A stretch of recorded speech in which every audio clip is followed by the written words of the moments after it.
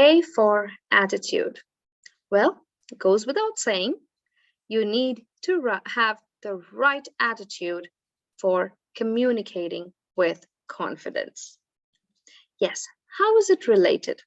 Well, if you are overconfident about something, that may mislead you and may lead to miscommunication.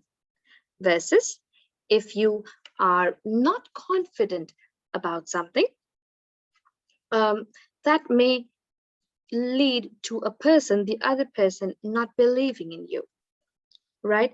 So it's about confidence, but the way you express yourself with that confidence, with the right confidence, also shows your attitude. The way you express yourself, be it in an interview, be it when you are speaking in public, be it in a meeting, be it on a stage, wherever, okay? In a group discussion for that matter, your attitude will definitely be judged on. It's surprising, yeah? You may have a very good communication, but people will judge you if your attitude is not right. That's it. So you know how important that is, right? If you cannot speak well, and if you kind of mix up words, people will not, they may not say, oh my God, look at the person's English is not good, or the person is speaking in different languages. Rather, they may say, oh my God, look at the person. He has a flair of languages and he knows so many languages. You never know. It may be an assumption that you think if you mix up languages, it will not be good. Maybe people speak only in English because they cannot speak any other language apart from their mother tongue, which you wouldn't understand. So you cannot assume things. But on the other hand, for professional communication, it is recommended that you use only English. Right. Now, so if you do not speak proper English, no one is going to judge you. But if you do not have the right attitude, irrespective of what your communication looks like, you will be judged by people, and you really don't want to get there. Okay. So what kind of attitude should you have then? A positive attitude. Of course, a positive attitude. You should always be presentable. You should be a person where, you should show or express an attitude where people can come and talk to you, right? Now, apart from the positive attitude, sometimes it is required that you have a neutral attitude, For example, when you go for an interview, if you have the attitude that I have all the skills and you are supposed to hire me, that attitude will not really work. Versus if you go with an attitude that I'm not sure if I can, I don't know if, I think I don't know the skills. I'm not sure if I'll clear. And these kind of statements that comes to your mind, will I be selected? What if he does not like the way I look? What if he does not like the way I am dressed up? What if he doesn't like my communication? What if he, so all the what ifs that comes to your mind are only negative. And these in turn changes your attitude. So you're not going there to beg for a job, neither are you going there to demand for a job. You need to have a neutral and definitely a positive one, neutral attitude, which expresses or shows that I am expressing myself, not overdoing it, not underdoing it, not overestimating yourself and not underestimating yourself. You are capable of doing it, you can do it, and you will do it. Keep that confidence in you and go with the right and neutral attitude. Now, the next thing about attitude is authenticity. got to be really authentic wherever you go. That's something that'll, take you a long way. If you fake with something, someday or the other, you will be bored of it. Simple. Forget the people, forget what people say. You will be bored of it in the first place. Okay. So it's important that you are yourself. And when you actually fake it, you will need to remember it. So you might not want to do that. Okay.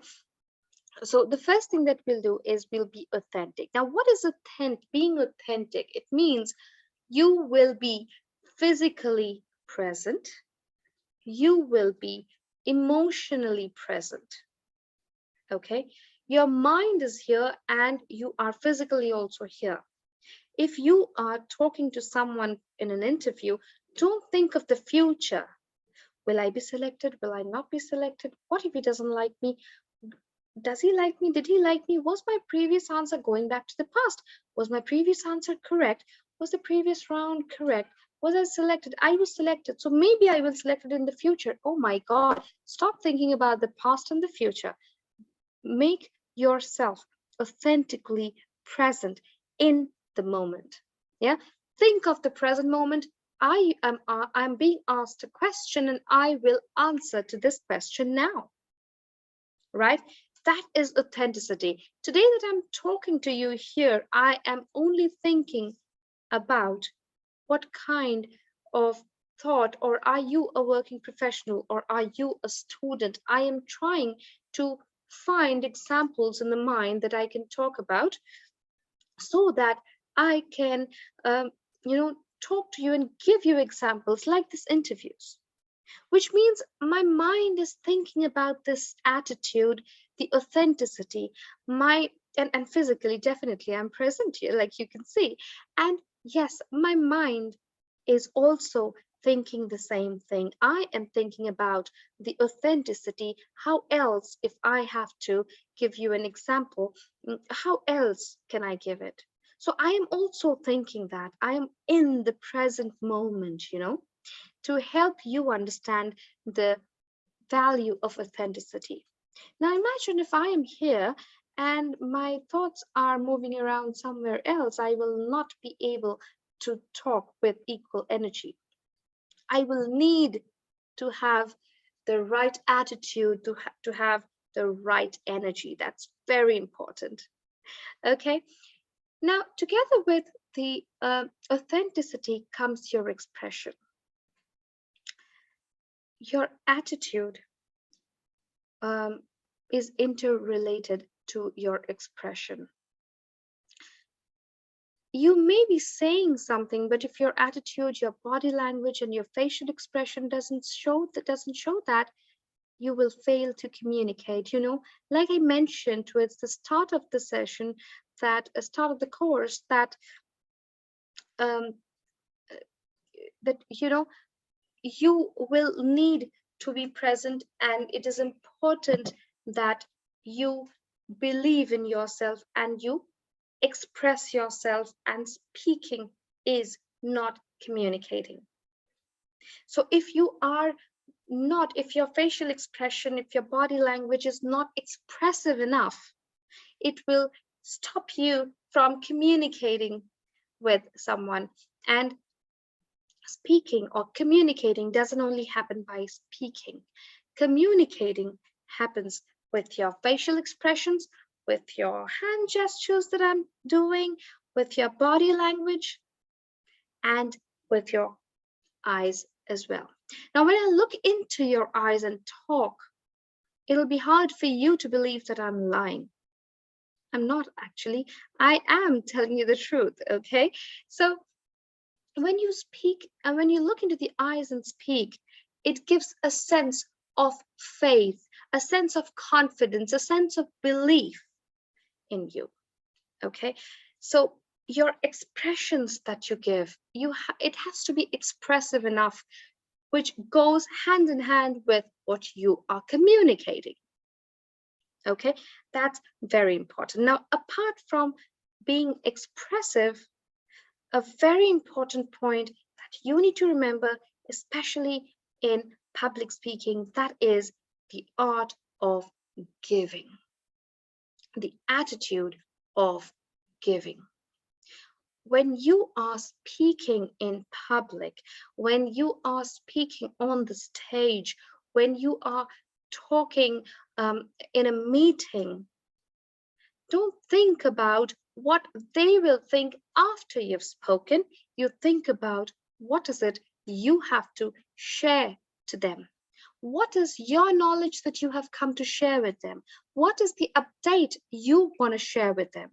That is the attitude you should have. It's the attitude of giving. It's very, very important. There's a completely different section in the art of giving, but yes, as of now, we will close it at the attitude of giving. So with this, you will maintain your attitude, and I will see you again in the next slide, which talks about K, knowledge. Yeah. So let's look at knowledge in a minute.